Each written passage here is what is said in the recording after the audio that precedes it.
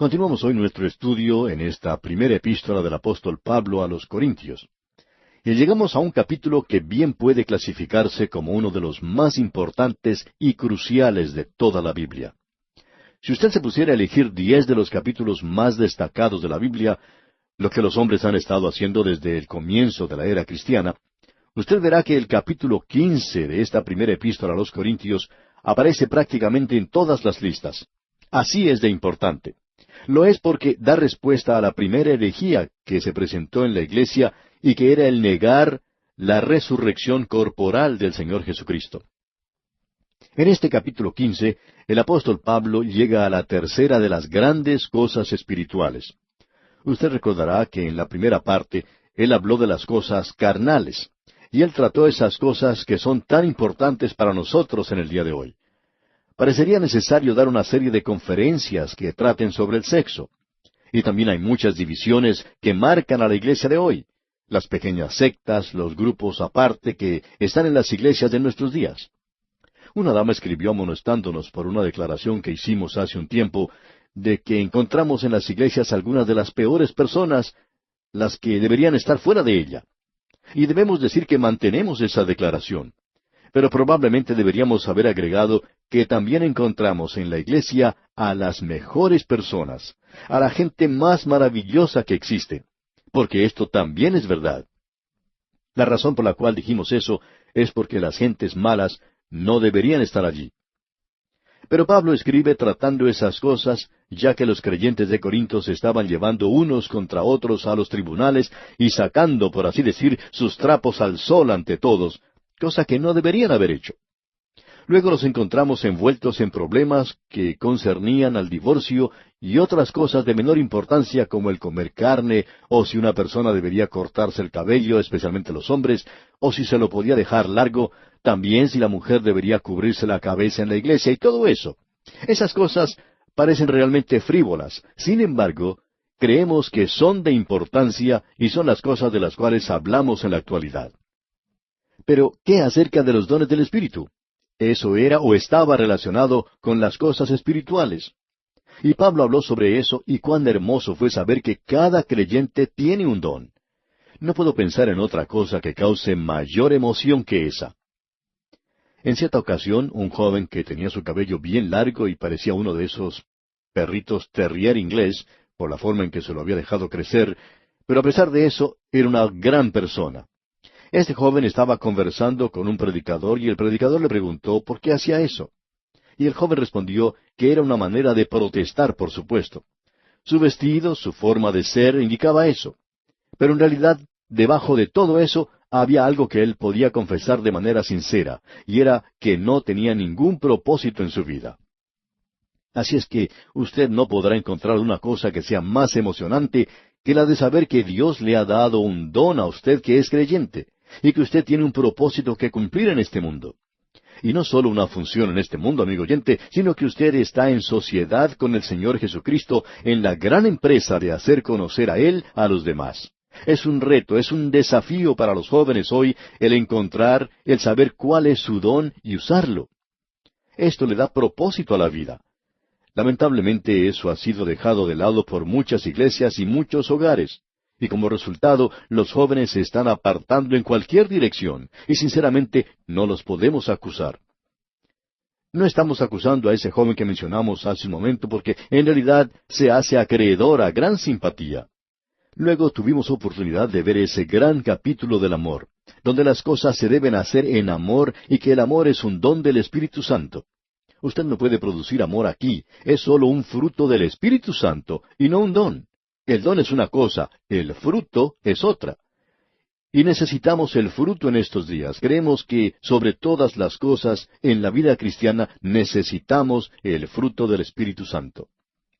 Ahora llegamos a la tercera de las cosas espirituales, y es la resurrección de nuestro Señor Jesucristo y nuestra propia resurrección. La gloria de la fe cristiana es que nunca piensa que la vida termina con la muerte o que la vida es todo. Siempre mira hacia el amanecer, nunca hacia el ocaso. Mira más allá, hacia la eternidad. Y qué esperanza la que presenta. Debemos agregar que eso es algo más que da propósito también a la vida. Yo espero, amigo oyente, vivir una eternidad. No tengo ningún afán en llegar allí, de eso puede estar seguro. Quiero estar aquí en esta vida lo más que pueda. Pero creo que aquí es donde uno puede servir, y creo que también esto es una preparación, y que lo que uno hace aquí tiene que ver con la recompensa que recibiremos. Por tanto, quiero acumular algunas cosas más de mi lado. No creo tener mucho y me gustaría tener un poco más.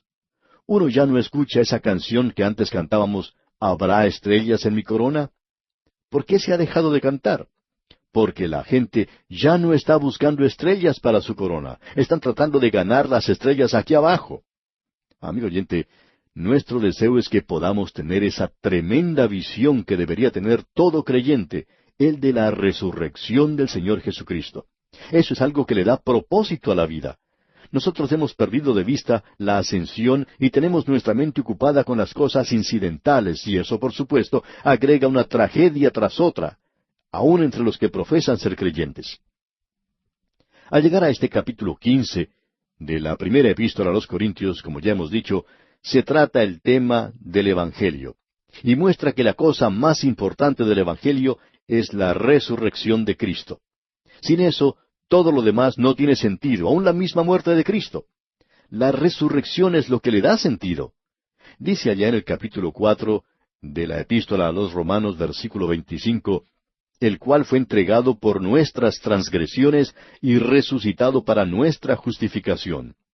En su muerte Él quitó mis pecados, pero en su resurrección Él me dio una entrada segura y positiva en el cielo. Yo puedo estar firme en su justicia. Dice, Él fue entregado por nuestras transgresiones y resucitado para nuestra justificación. Lo mejor que podemos hacer al comenzar este capítulo es definir y delinear claramente el significado de la resurrección. La resurrección no es espiritual, sino física. La palabra utilizada aquí es anastasis negrón, que quiere decir el levantar un cuerpo. Ese es el lenguaje usado. Quiere decir que estos cuerpos nuestros serán levantados. Y vamos a ver que Pablo dará una definición de lo que quiere decir por la palabra resurrección. La resurrección en las Escrituras siempre se refiere al cuerpo. Anastasis quiere decir levantarse. Istome, parar. Ana, sobre, es decir, el levantar un cuerpo y no puede ser algo espiritual. C.S. Lewis, ese extraordinario hombre de letras de la Universidad de Oxford, puso en ridículo a los liberales de su día en Inglaterra. Él les hizo una pregunta cuando ellos decían que la resurrección era espiritual. Él les preguntó, ¿en qué posición se pone un espíritu cuando se levanta? Y eso, amigo oyente, es algo que los liberales pueden estudiar por mucho tiempo y tratar de hallar una respuesta a tal pregunta. Bien, al entrar en detalle ahora, queremos notar que en Corinto de esa época, y también en el mundo romano de ese día, había en realidad tres filosofías concernientes con la muerte y con la vida después de la muerte. Había el estoicismo. El estoicismo enseñaba que el alma se unía a la deidad al morir y por tanto existía la destrucción de la personalidad que hace de la resurrección algo sin ningún valor. Luego tenían la filosofía epicúrea. Era algo materialista, no había existencia después de la muerte en su enseñanza. Y luego existía el platonismo. El platonismo enseñaba la inmortalidad del alma, pero más o menos como transmigración. Uno puede encontrar esa clase de enseñanza en la India. También se la encuentra en el platonismo de hoy y en algunos cultos de la actualidad. Niega la resurrección del cuerpo. Y esa es la razón por la cual Pablo menciona en Atenas el tema de la resurrección, y ellos pensaban que él estaba hablando de un nuevo Dios. En el día de hoy, necesitamos comprender que Pablo no está hablando aquí de una resurrección espiritual. El alma, amigo oyente, no muere. En el mismo momento en que el cuerpo de una persona muere, esa persona va a otro lugar. Si es un hijo de Dios, está ausente del cuerpo y presente con el Señor. Si no lo es, entonces va a un lugar de tormento. El Señor Jesucristo lo clasificó de esa manera, no lo hicimos nosotros. Usted puede pues notar aquí que aunque tenemos una división, no la vamos a seguir exactamente. Tenemos en el capítulo 15 algo relacionado con el Evangelio. Primero, tenemos la prominencia de la resurrección en el Evangelio y luego las pruebas de la resurrección. Lo que tenemos, por tanto, son 4 pruebas reales de la resurrección y la prominencia del Evangelio. En primer lugar, Pablo está diciendo aquí que es parte del Evangelio y que no hay Evangelio sin la resurrección. El doctor Machen dijo, la cristiandad no descansa en un grupo de ideas o en un credo, sino sobre hechos mismos. El Evangelio no es el sermón del monte, tampoco lo son los 10 mandamientos. El Evangelio es una serie de hechos relacionados a una persona, y esa persona es Cristo. Escuche lo que Pablo dice en parte de este capítulo 5 de su primera epístola a los Corintios. Dice, porque primeramente os he enseñado lo que asimismo recibí. Ahora esto da respuesta a la pregunta de si Pablo fue uno de los que originaron el Evangelio. Él no lo hizo, amigo oyente. No fue quien originó el Evangelio. Él dice, lo recibí. ¿Y dónde lo recibió? Pues lo recibió en el desierto de Arabia, porque allí fue donde el Señor lo llevó y le enseñó. Él no sabía que el Señor Jesucristo había regresado de los muertos. Él no sabía eso cuando estaba en el camino a Damasco, ya que él preguntó, ¿quién eres, Señor? Él no pensaba que fuera el Señor Jesucristo en ninguna manera.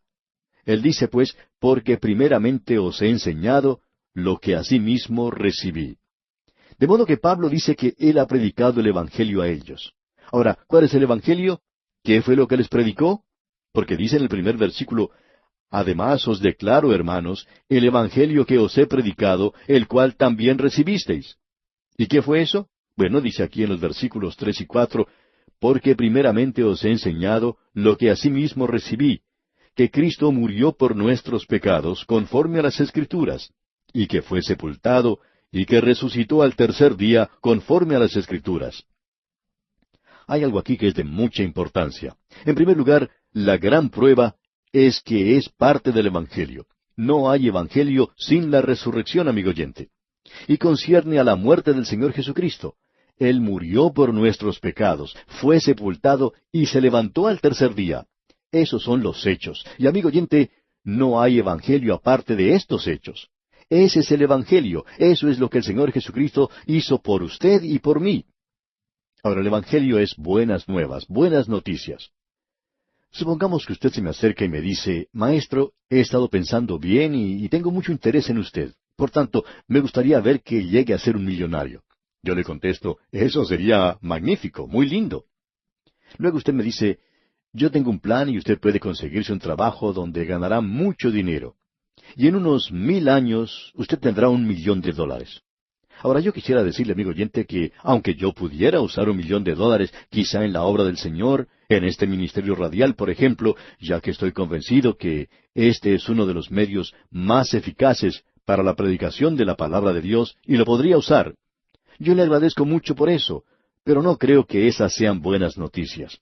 Y si usted cree que por mi trabajo yo puedo ganarme $1,000,000, pues usted está muy equivocado, amigo oyente. Esas no son buenas noticias. En realidad son malas noticias.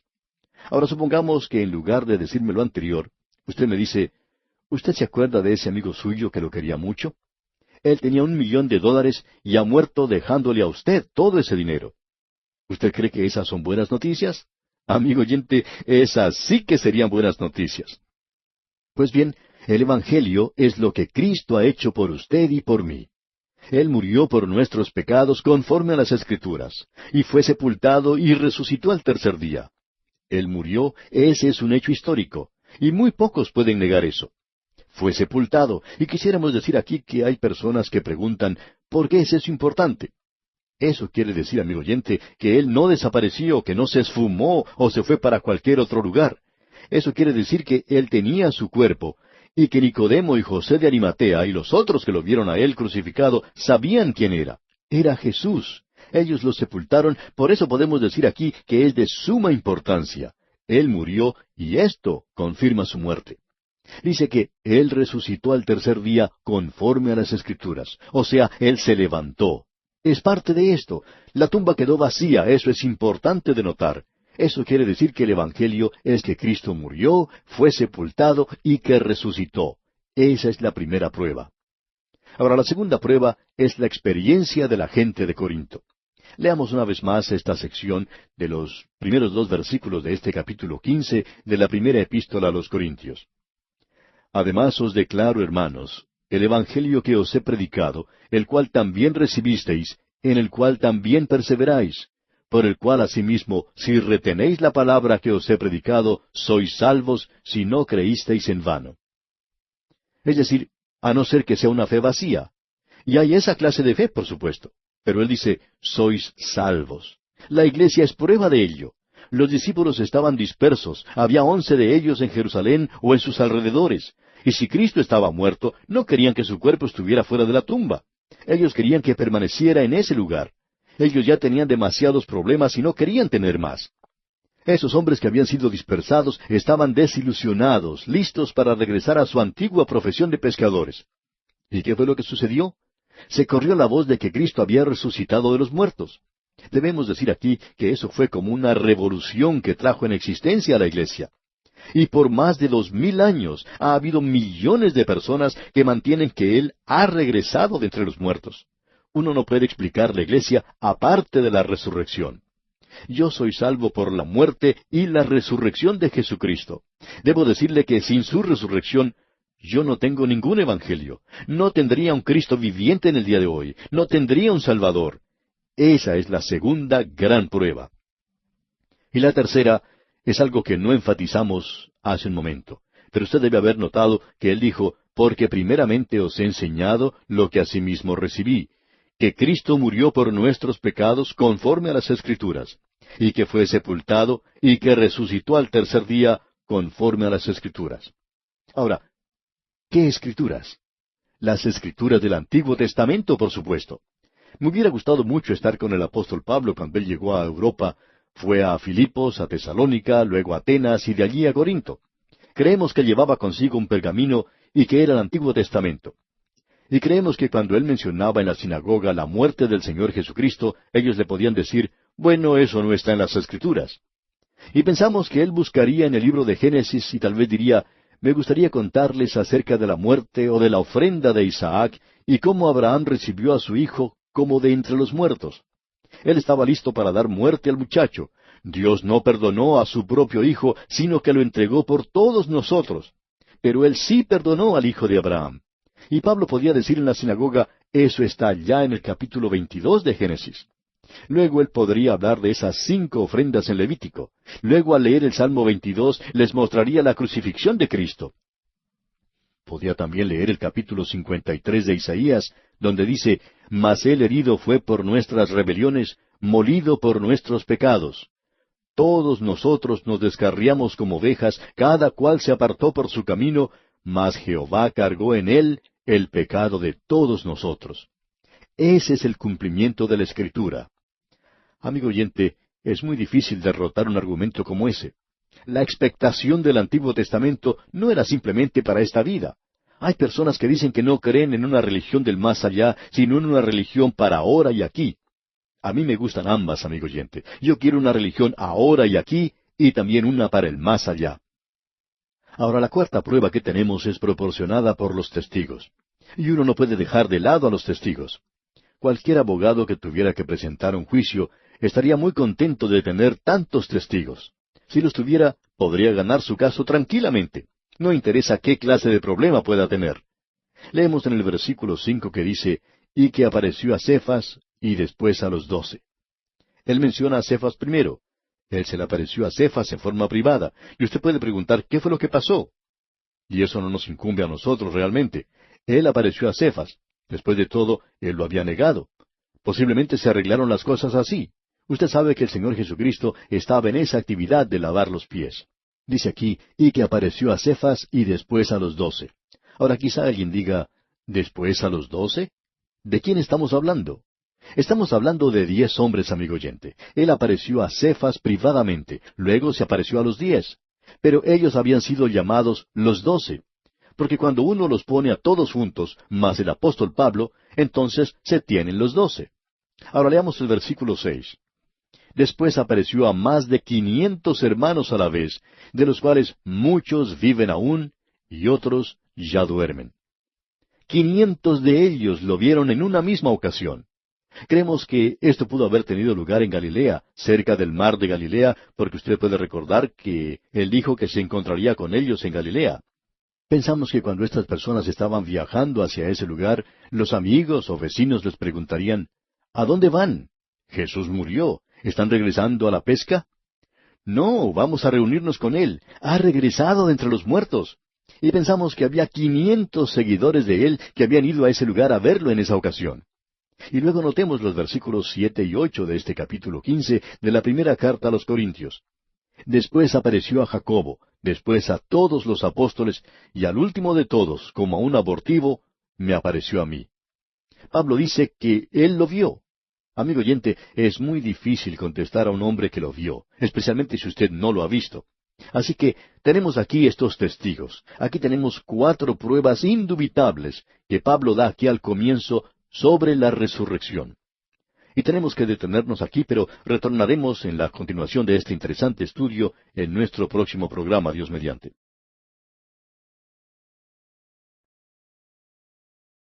Continuamos hoy con nuestro estudio del capítulo 15 de la primera epístola del apóstol San Pablo a los Corintios.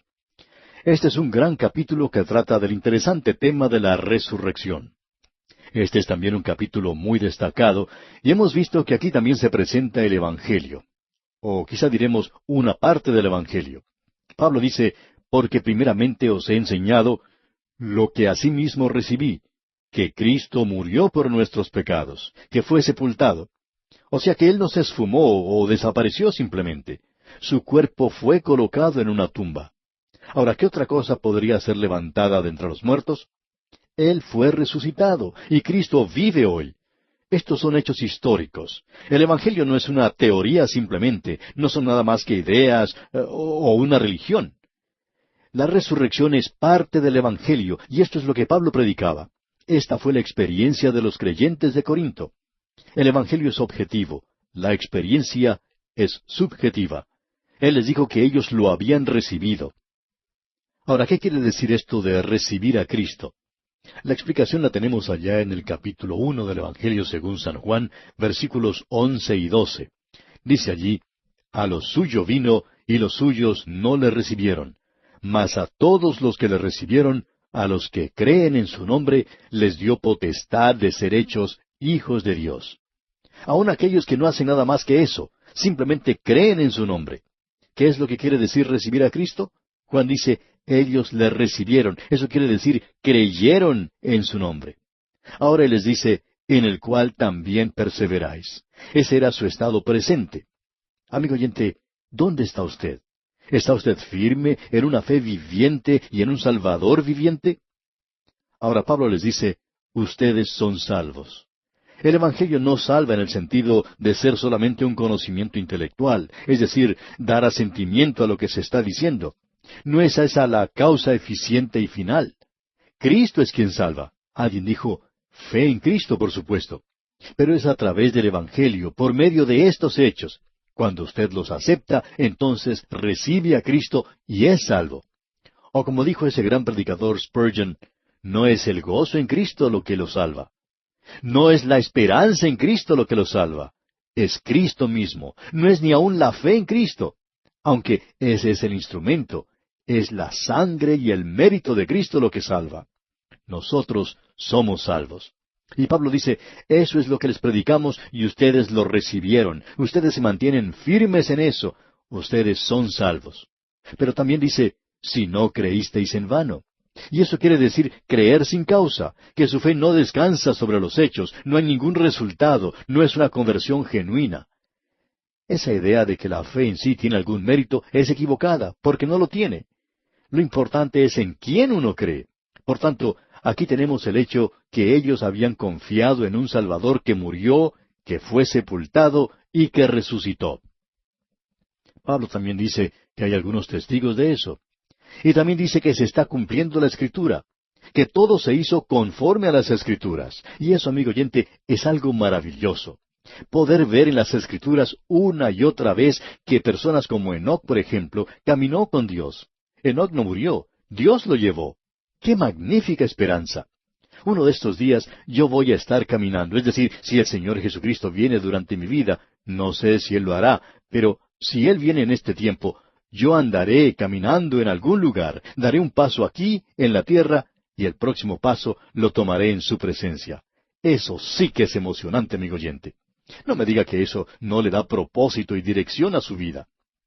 Hay tantos pasajes en la Biblia que nos enseñan de la resurrección de Cristo en el Antiguo Testamento. El Salmo 16, por ejemplo, Isaías capítulo 25. Ya hemos visto anteriormente el Salmo 22 y también el capítulo 53 de Isaías. Asimismo, el sistema mosaico, un sistema de sacrificios, todos ellos hablan de la muerte de los animales y su sangre y el día de perdón con los dos machos cabríos, uno de los cuales es liberado por nuestras ofensas y el otro sacrificado para nuestra justificación. Y en el arca estaba la vara de Aarón que reverdeció. Luego tenemos el libro de Jonás que nos habla de la resurrección.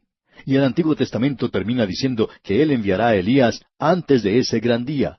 Luego tenemos los testigos, Cefas, los 12, los 500, Jacobo, todos los apóstoles, y luego Pablo mismo.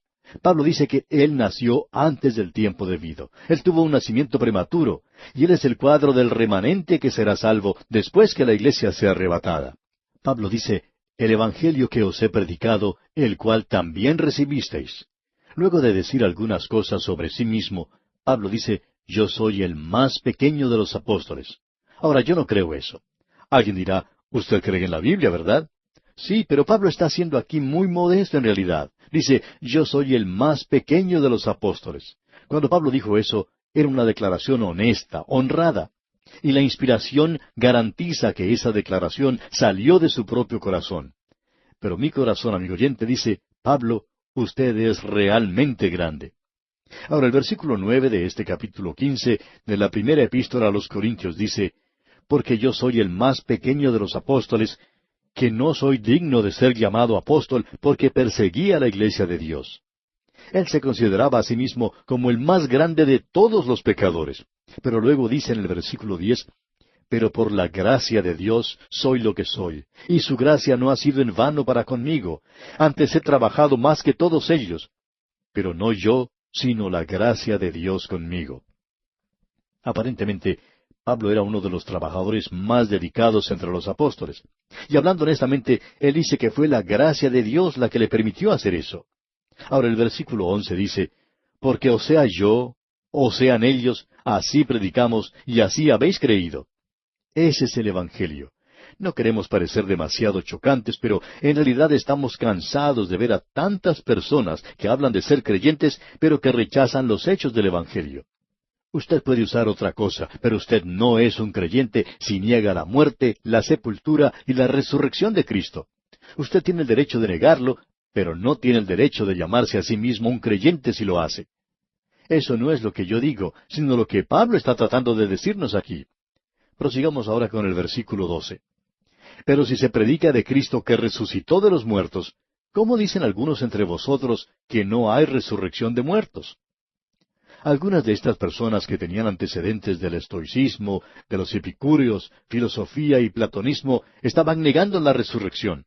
No era específicamente la resurrección de Cristo, sino que estaban negando la resurrección en general. Pablo tiene en este pasaje una serie de declaraciones que comienzan con la palabra sí. Por ejemplo, él dice, si se predica a Cristo, si no hay resurrección, etc. Pablo está haciendo frente a los hechos del Evangelio, diciendo, si Cristo no resucitó. Nosotros no queremos que usted esconda su cabeza en la arena como un avestruz, amigo oyente, y decir, bueno, usted no puede estar muy seguro de eso, por tanto, no vamos a hablar demasiado del asunto. Vamos a caminar como si estuviéramos sobre terreno quebradizo, con mucho cuidado.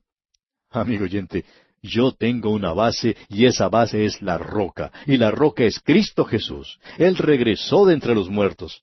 ¿Quiere usted enfrentarse a eso?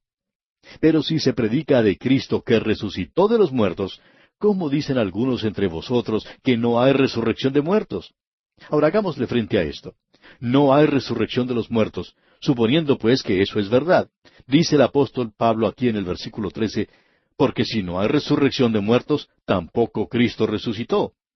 Estas dos cosas están unidas, y lo es en la base de la resurrección de Cristo. Y Pablo dirá más adelante que Cristo es las primicias de los que durmieron. Eso quiere decir que vamos a tener un Pentecostés, y que el Pentecostés será más adelante. Y eso tendrá lugar, amigo oyente, cuando Él venga. Comenzó en Pentecostés, y cuando Él deje esta tierra, será Pentecostés otra vez. Él es las primicias, y luego aquellos que son de Cristo. Luego Pablo dice en el versículo 14 de esta primera epístola a los Corintios, y si Cristo no resucitó, vana es entonces nuestra predicación, vana es también vuestra fe. Yo no sé a qué iglesia pertenece usted, amigo oyente, quizá pertenezca a una de esas iglesias liberales, y muchas de ellas niegan que el Señor Jesucristo fue levantado de entre los muertos. Ahora, si Cristo no fue resucitado, y esto quiere decir en forma corporal, nuestra predicación entonces es en vano, y su fe también es vana. Amigo oyente, usted puede abandonar ahora mismo su membresía en esa iglesia, no le sirve para nada si Cristo no ha resucitado. Y continúa entonces diciendo Pablo en la primera parte del versículo 15, y somos hallados falsos testigos de Dios. Eso quiere decir que estos hombres eran mentirosos. Escuche usted lo que afirma Pablo en este versículo 15. Dice, y somos hallados falsos testigos de Dios, porque hemos testificado de Dios que Él resucitó a Cristo, al cual no resucitó, si en verdad los muertos no resucitan.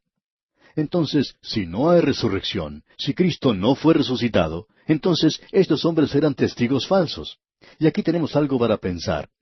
¿No ha notado usted, amigo oyente, que los hombres no mueren por aquello que ellos saben que es una mentira? Ahora, los hombres sí mueren por una mentira, pero ellos pensaban que era la verdad. En realidad, muchos millones murieron por Hitler. Ellos habían creído en él. Y también podemos decir que ha habido millones que han muerto por Jesucristo. Y los hombres no mueren por lo que ellos creen o saben que es una mentira. Los apóstoles testificaron que habían visto al Cristo resucitado y murieron por esa declaración. ¿Estaban ellos equivocados u obraron equivocadamente? Usted puede decidir por sí mismo. Los hombres no mueren por lo que ellos saben que es una mentira. Veamos ahora lo que dicen los versículos 16 y 17 de este capítulo 15 de la primera epístola a los Corintios que estamos estudiando. Porque si los muertos no resucitan, tampoco Cristo resucitó. Y si Cristo no resucitó, vuestra fe es vana, aún estáis en vuestros pecados.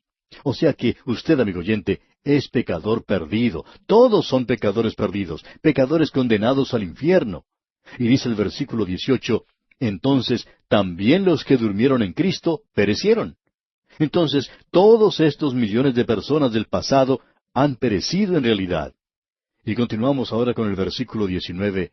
Si en esta vida solamente esperamos en Cristo, somos los más dignos de conmiseración de todos los hombres. Debemos decirle, amigo oyente, que el cristianismo es una religión para aquí y para ahora. Pablo aclara eso en el capítulo 5 de su epístola a los Romanos. Pero también es una religión para el futuro. Pero si Cristo no ha resucitado, nosotros somos las personas más miserables de este mundo. Pero gracias a Dios que no lo somos, nos estamos regocijando y le damos gracias a Dios que aquí finaliza esa serie de sís condicionales que Pablo había estado presentando.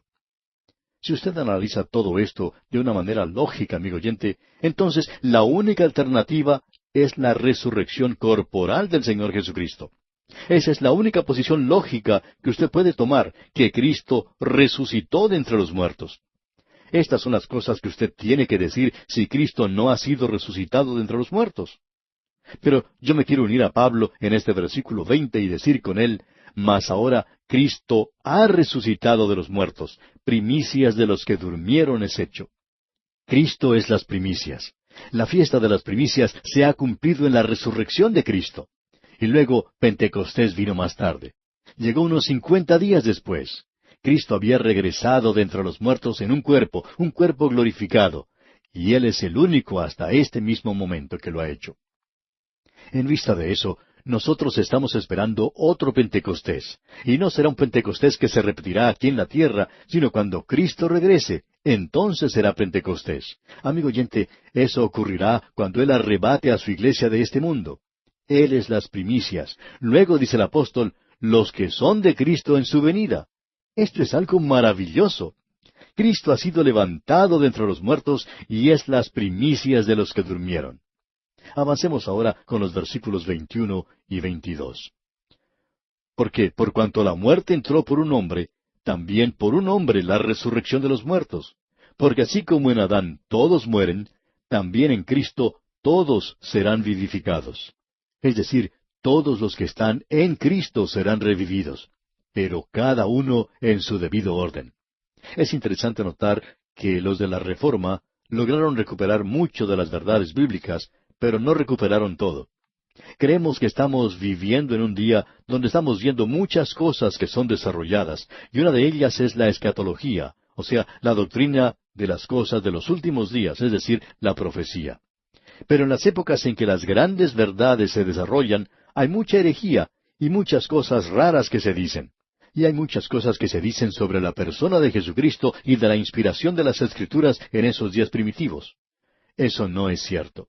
Hay muchas cosas que están siendo enseñadas sobre la profecía, y pensamos que la profecía es algo importante, pero que se debe enseñar con mucho cuidado porque no es el todo. Nosotros vamos a considerar oportunamente el libro de Apocalipsis, pero en la Biblia hay 66 libros, y 65 de ellos vienen antes del Apocalipsis. De modo que nosotros en este programa que tenemos de 5 años, habremos estudiado 65 libros antes de estudiar el Apocalipsis. Pero esto está siendo desarrollado mucho en nuestros días. Es necesario hacerlo, sí, pero de una manera muy cuidadosa, repetimos. Ahora usted puede notar que Pablo entra en esta sección aquí diciendo, en el versículo 23, pero cada uno en su debido orden. Cristo las primicias, luego los que son de Cristo en su venida. ¿Vendrá para qué? Para buscar a su iglesia, amigo oyente. Luego dice en el versículo 24, luego el fin, cuando entregue el reino al Dios y Padre, cuando haya suprimido todo dominio, toda autoridad y potencia. ¿El fin de qué? El fin de las edades. ¿Cómo finalizará esta era? Llegará una gran tribulación, y luego será establecido un reino por 1000 años en la tierra. Satanás será liberado una vez más por un tiempo corto, y después será echado para siempre en el lago de fuego. Y luego Cristo vendrá a este mundo a establecer su reino para siempre, su reino eterno. En realidad, el reino eterno es una proyección, en cierta forma, del reino milenial, solo que el reino de 1000 años es como un tiempo de prueba. Dice, luego el fin, cuando entregue el reino al Dios y Padre. Ahora, ¿qué es esto? Es el fin del reino milenial, cuando haya suprimido todo dominio, toda autoridad y potencia. Eso quiere decir el reino milenial de Cristo. Ahora el versículo 25 dice, porque preciso es que Él reine hasta que haya puesto a todos sus enemigos debajo de sus pies. Ese será Satanás. Ahora el versículo 26 dice, y el postrer enemigo que será destruido es la muerte. Cuando esto ocurra, amigo oyente, me alegrará muchísimo. Avanzando un poco más, el versículo 27 dice, porque todas las cosas las sujetó debajo de sus pies. Y cuando dice que todas las cosas han sido sujetadas a Él, claramente se exceptúa aquel que sujetó a Él todas las cosas. Parecería indicar que Cristo no está sujeto a Dios, pero el siguiente versículo aclara este punto, el versículo 28, leamos.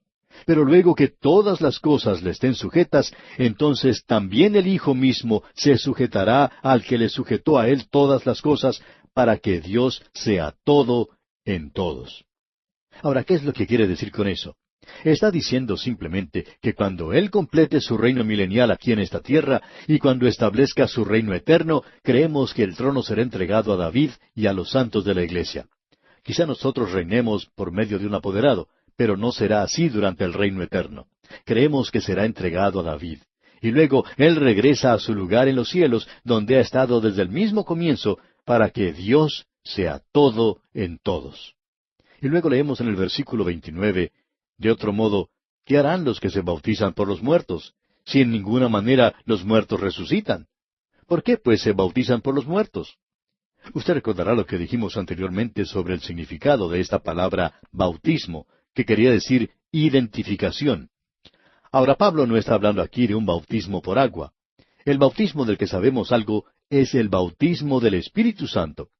Pero Pablo está usando ahora la palabra bautizar de una manera diferente. Notemos lo que él dijo. De otro modo, ¿qué harán los que se bautizan por los muertos, si en ninguna manera los muertos resucitan? ¿Por qué, pues, se identifican por los muertos? Luego él dice en los versículos 30 y 31, ¿y por qué nosotros peligramos a toda hora? Os aseguro, hermanos, por la gloria que de vosotros tengo en nuestro Señor Jesucristo, que cada día muero. Pablo había dicho que si Cristo no había sido levantado de entre los muertos, entonces ellos serían necios al poner sus vidas en peligro. Sin embargo, siendo que Cristo ha sido resucitado, los creyentes nos identificamos con Él. Eso lo dice allá en el capítulo 6 de Romanos, bautizados en su muerte. Nosotros hemos sido resucitados a una novedad de vida y hemos sido bautizados en el Cristo viviente. Ya no le conocemos en la carne, sino que estamos unidos a un Cristo viviente. Ahora, si eso no es verdad, si Cristo no resucitó, si no estamos bautizados en Él, es decir, identificados con Él, entonces estamos haciendo un sacrificio inútil aquí en el mundo y estamos en peligro a toda hora. Pablo está diciendo aquí, cada día muero. Estoy en un constante peligro de muerte por amor a Cristo. Luego dice en el versículo 32 de este capítulo 15 de la primera carta a los Corintios, si como hombre batallé en Éfeso contra fieras, ¿qué me aprovecha? Si los muertos no resucitan, comamos y bebamos porque mañana moriremos. ¿Por qué permito ser encerrado con los leones si Cristo no resucitó de los muertos? Yo estoy identificado, bautizado en su muerte, identificado como hombre muerto porque estoy unido a un Cristo viviente. De eso es de lo que Pablo está hablando aquí. No tratemos de reducirlo a un simple servicio que prácticamente no tiene ningún significado. Dice, comamos y bebamos porque mañana moriremos. Pablo dice que la razón por la cual él se identifica con el hombre muerto es por eso.